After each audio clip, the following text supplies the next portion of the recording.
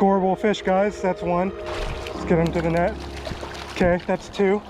That one's on the thread Frenchie. That's three. Brown trout to the net.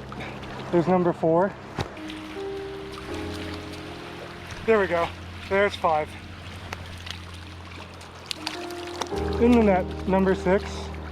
That's a very dark rainbow. Okay, I got him. We'll call that number seven. Okay, it's number eight.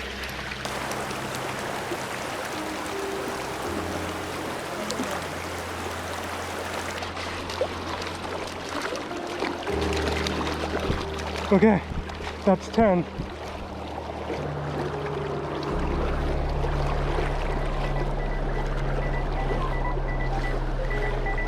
There's the alarm. 12, 13.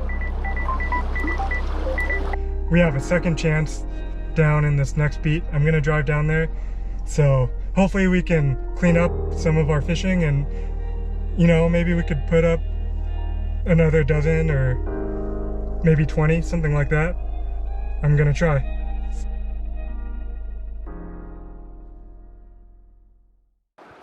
All right, I have an alarm set for 3:03 p.m. So let's do this.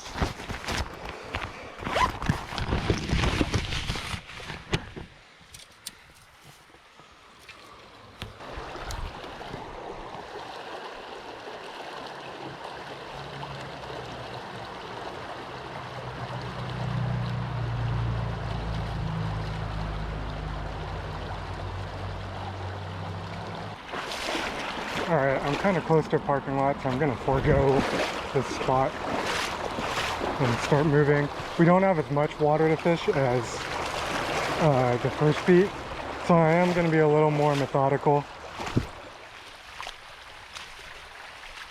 and fish through everything, because we've only got like 100 yards, or a little more than that. We've got a little more than that, but I don't want to fish this close to people, honestly. So, ooh, I saw a fish rise up there. Good thing I tied on a dry.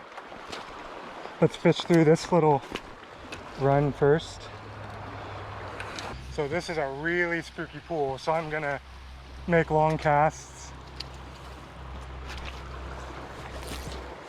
These fish, there definitely are rising fish in here. I'm gonna fish out the back first.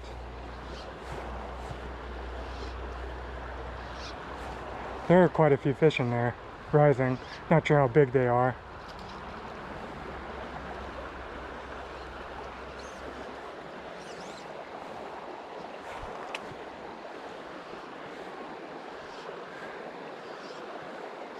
That's dragon.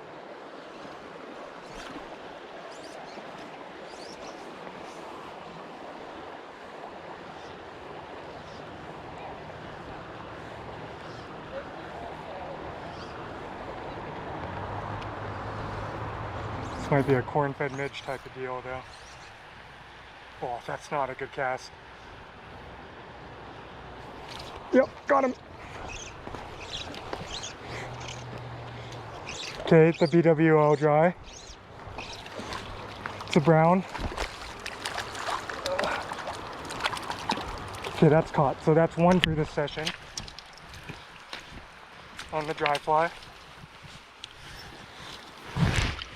Cool. That's on a prototype dry fly too. So go ahead and call that one. We'll restart our count. Oh man, he's pinned too. There we go. Okay, one.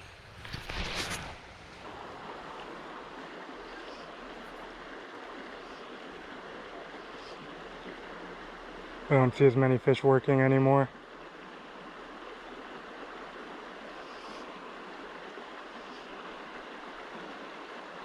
Oh, I do see one right there though.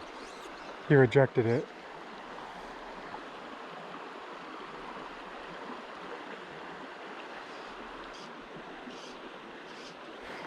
Oh, okay, maybe that fish was an aberration and we need to nymph. Question is, do we dry drop her? Or do we try and Euro nymph through this slow stuff?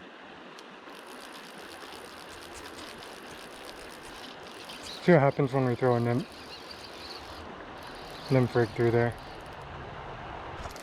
I feel like this is such like misdirection fish.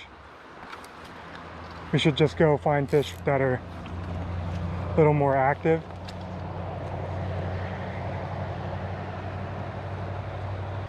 Yeah, this is a fool's errand. Alright. Let's at least get up to the broken water and throw it dry. See if we can get something come up. And then we'll nymph through it. So that broken water up there, we might get a few more active fish. These guys must see people just all the time now.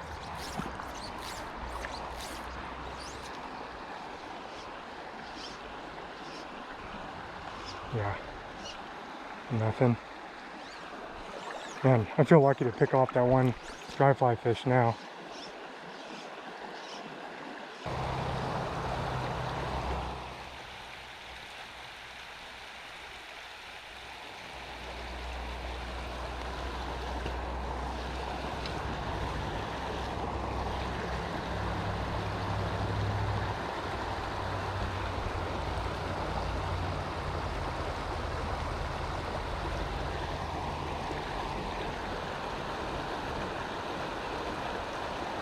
There we go. Okay. Into the hand. That's landed, we'll call that 2. On the Tasmanian Devil. Be cool if you flop off now.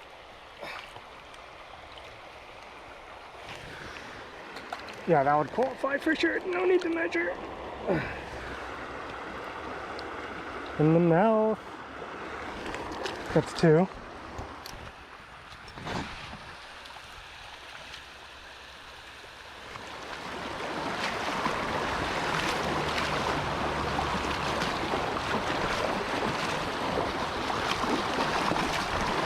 So any deep little trough should be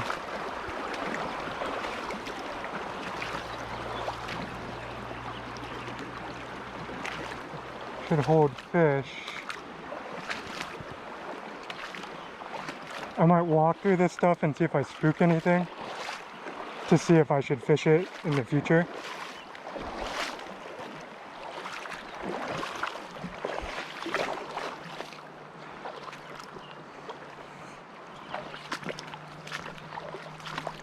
See if I spook anything through this little spot. Because this is like a maybe spot. Well, I don't think I did.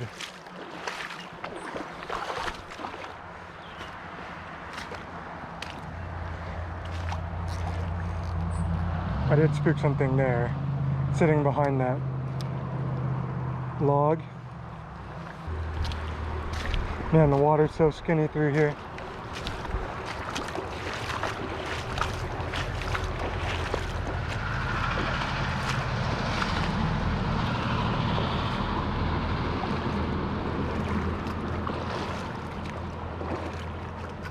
Yeah, I do see some fish holding in there.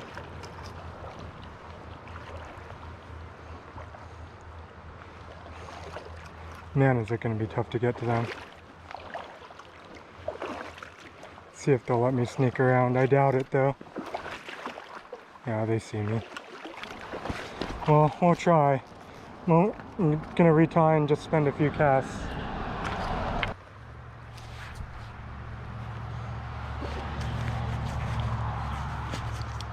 I'm sure they see me.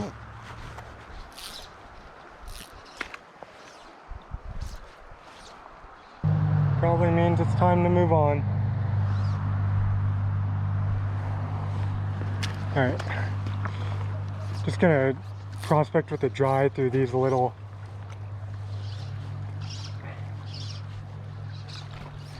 skinny water slots.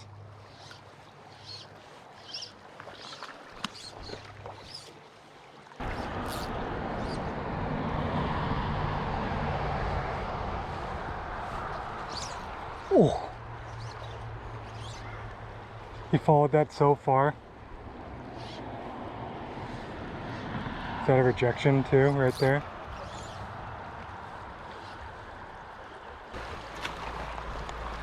We do have a bunch of rising fish in this next pool, so maybe we can make something happen in there.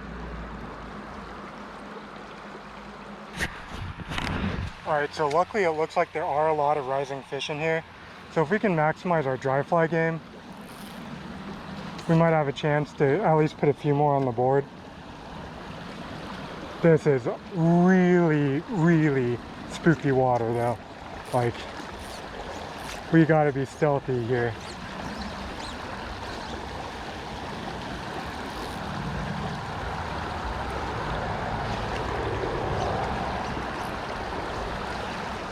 Well, that's not gonna help.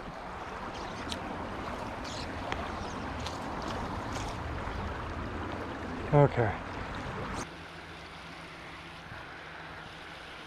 I'm not sure I'm gonna be able to catch these fish.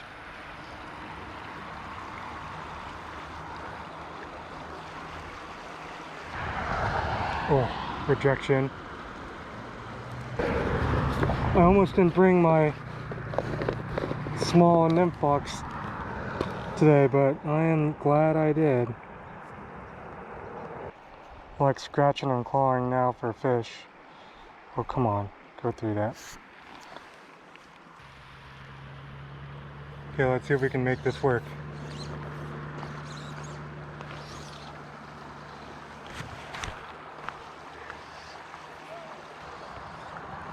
They're actually pretty curious about that BWO dry.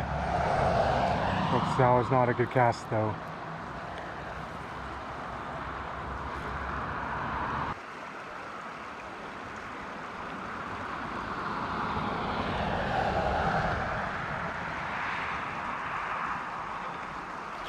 Oh! Definitely ate it.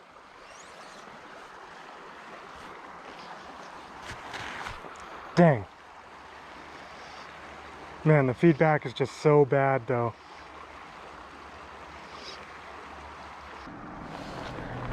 Alright, we've still got an hour, so hopefully we can, maybe some of the areas below will have reset. And it seems like there's a few more bugs coming off, a few more fish feeding, so maybe we can get into a few with this hatch. I've tied on my softwater mayfly.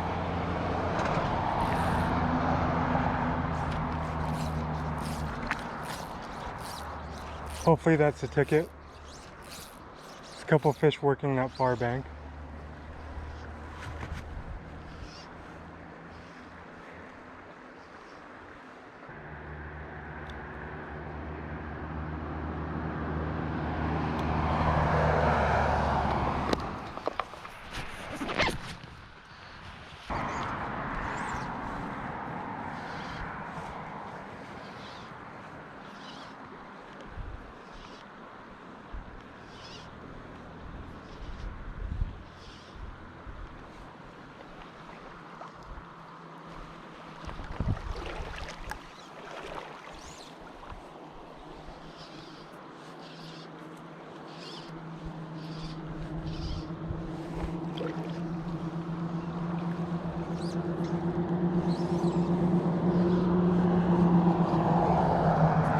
There we go. Oh, let's get this guy to the net.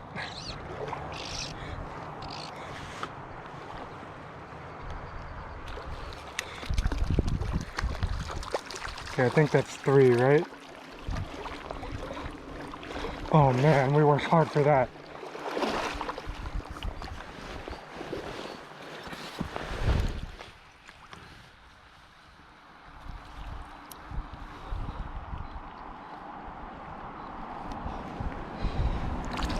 Okay. Maybe we can pick up one more.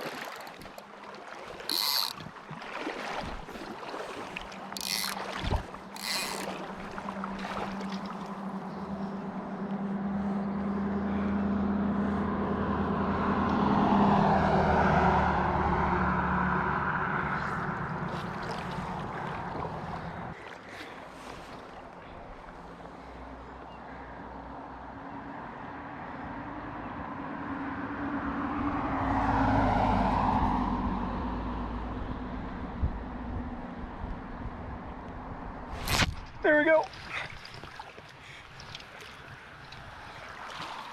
Uh-oh, maybe I should have been nymphing.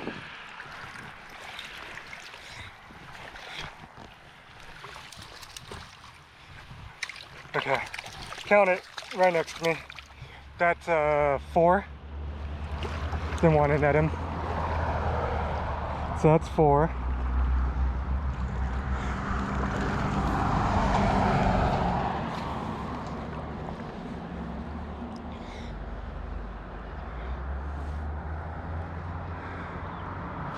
Oh, dang.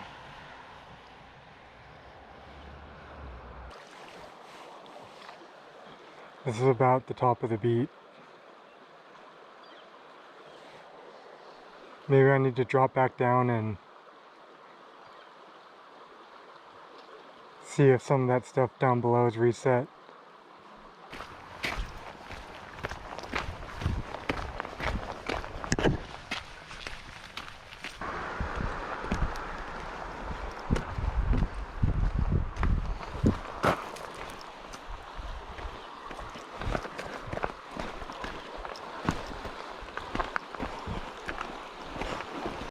Alright, I've got a bionic ant, and I'm dropping a little protogone off of it.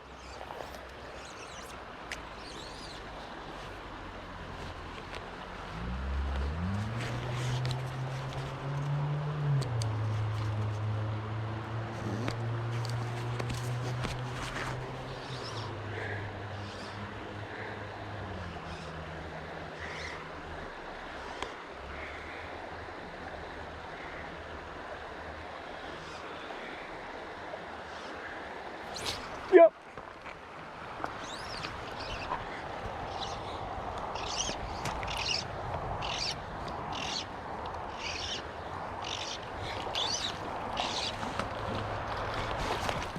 Okay.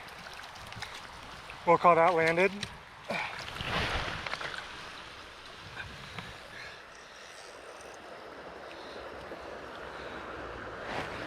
That was what, number 5?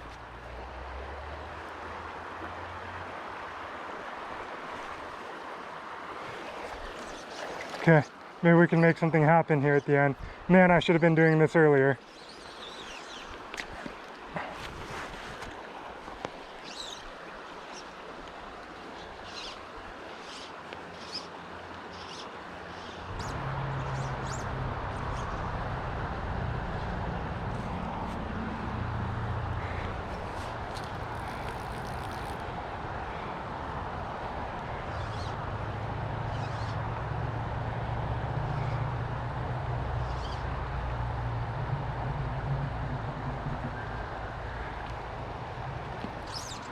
Yeah.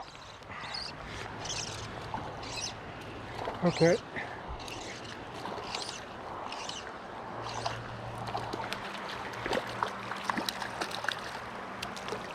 Call this one landed too.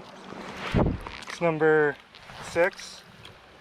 Oh, maybe we can, ouch. That's painful. Maybe we can make something happen here at the end.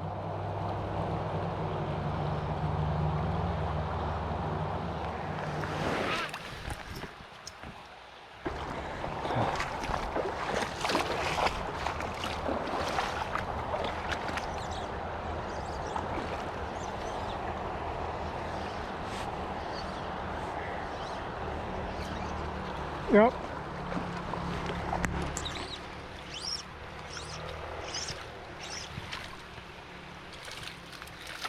Call that 7. He's landed.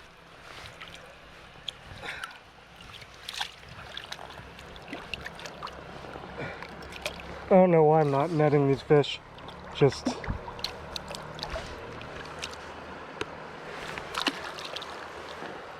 I might need to net this one though. Nope.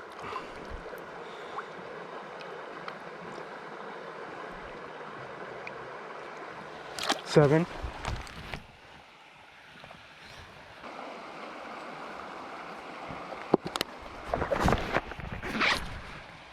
Just go with the hopper. It's pretty much an indicator at this point anyway. Got to be close to running out of time. Okay, it'd be funny if we got a hopper eat. But see if we can get one more in that lane before the alarm goes off.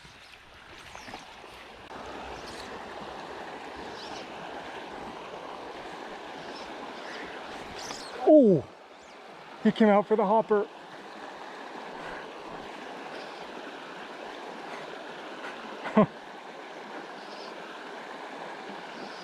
That was unexpected. He missed it. I mean, this is a Logan, I guess.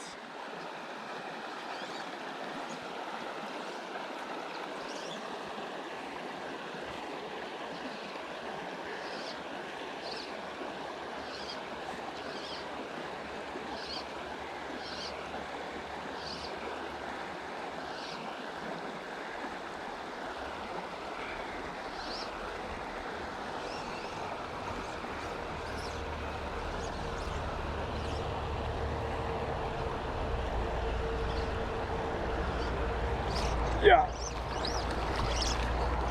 Dude, that's on the hopper. Should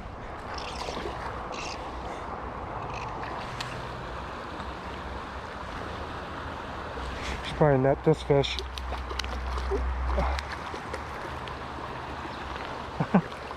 It's a decent brown. Number 8. Came out and killed the hopper. Very cool.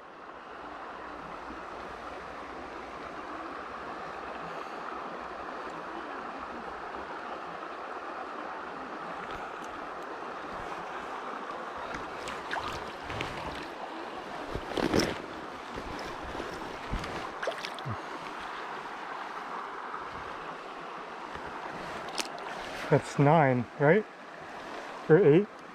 I forget. I'm gonna have to go look.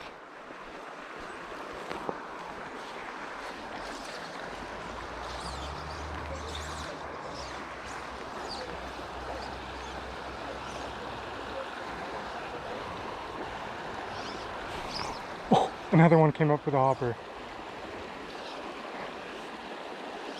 Huh. I wonder if they're taking it as a caddis.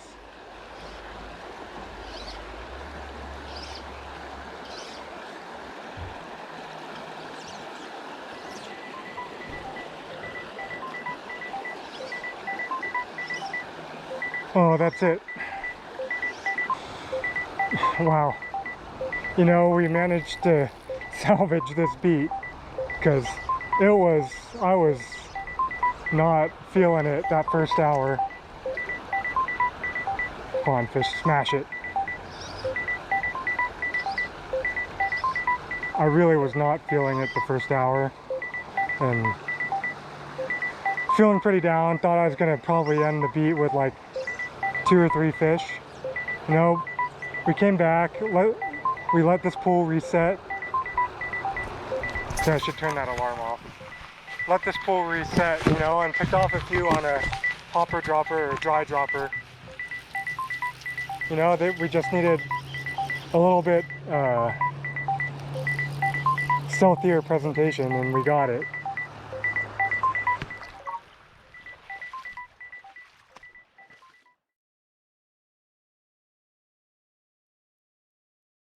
So here are the results. In session 1, I would have gotten 1,000 fish points for 10 fish. Overall, that would put me at 5th out of 13. So divided by 2 for competition points and session points, that would put me at 3 competition points rounded down. Lower's better.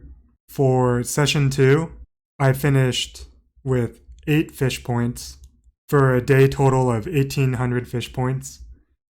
I would finish 5th out of 13th in competition points, which divided by 2 again and rounded down would leave me with 3 competition points for 6 competition points total, which would put me in a tie for 3rd on this leaderboard. The tiebreaker is fish points. So I would win one of those tiebreakers and lose one of those tiebreakers in the 3-way tie. So I would be in 4th place on this leaderboard.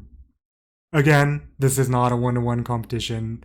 I had both advantages and disadvantages in how I fished on this day, so you can't say, I would finish anywhere, but based on how they run the points, that's where it would be if you put my data into it. That's not bad, you know? I'm pretty happy with that. I felt like I left a lot of fish on the table, and so did probably everybody else. But what this really shows is that Lance and Devin catching about a fish every 4 to 5 minutes of competition time is insane. They're leagues above everybody else. My time per fish was probably about 1 every 12 minutes. So, me and I guess the rest of the pack on this day were just left in the dust. So, in kind of reflecting on the day, I felt like I learned so much about my fishing today by fishing under these conditions. I found out that my inefficiency when on the water is really, really high. There's so much more I could be doing to maximize my time on the water, whether it's sloppy casting or hook sets that put rigs into trees, or just moving around or spending too much time in one area. I felt like I left a lot of fish on the table. The water we fished was really techy, tight casting, low, clear water. Being sneaky was important, and good, accurate cast into small, narrow little pockets that were holding fish was super important. It was also important to not just Euronymph. I caught fish on top and on dry dropper. I just kind of spent a lot of the day junk fishing. The first beat had a lot better, I guess, traditional nymphing water. I should have been able to do a lot better in there. Lance pulled 40 fish out of that segment, and I felt like, but for all the inefficiencies and broken rigs and trees and having to do all that stuff, I should have been able to put up 20 in that section. I was pretty disappointed in the results. Beat 2 was a pretty tough draw. It was super skinny water. Most of the water was under 12 inches deep. The only deep spots were really pretty much slick glides that had some deep structure, but really spooky fish that probably see a ton of pressure. There really wasn't very good nymphing water, so dries and dry dropper ended up being the ticket. It took me a while to figure that out. I was getting pretty frustrated after the first hour of that beat. But I think pulling 8 fish out of that section was actually pretty good, and I'm happy with that result. Like I said before, I don't really have any aspirations of being a competition fly fisherman. I just thought it'd be kind of cool to go out and fish similar conditions and try and recreate what those guys did last week. It really gave me a lot to think about my own fly fishing and how I break down water, and it's definitely different being limited to that one, 100 to 150 yard stretch of water. I'm used to burning through water and just kind of fishing fast and targeting aggressive fish and moving on. So it's definitely a different thing to spend, a significant amount of time in a short section of water hitting everything. Anyway, if you want to go out and do something similar, I encourage you to do so. I feel like I learned so much about where my fishing's at and how I could be a better fisherman. I definitely want to improve on my situational awareness about where my rig's going on backcasts and on hook sets. Finding more creative ways to get into tough casting water. And just being more efficient with my time on the water. Anyways, it's just kind of a lot to think about, and I feel like it was a great learning experience. I definitely encourage you to go out and, give yourself a 100-yard stretch on the Provo or something and see how well you could do just breaking down water, not fishing the, prime holding areas and moving on, but really picking through a section of water that may be suboptimal in a lot of ways. Anyway, if you enjoyed this video, please like it down below and consider subscribing to my channel. It's definitely a cool experience, and I might, maybe set aside a 2-hour section on my days in a normal fishing vlog to go out and try and work on my efficiency and challenge myself to fish under competition-like conditions. I think it's definitely going to make me a better fisherman thinking about water and time that way. Thanks for watching.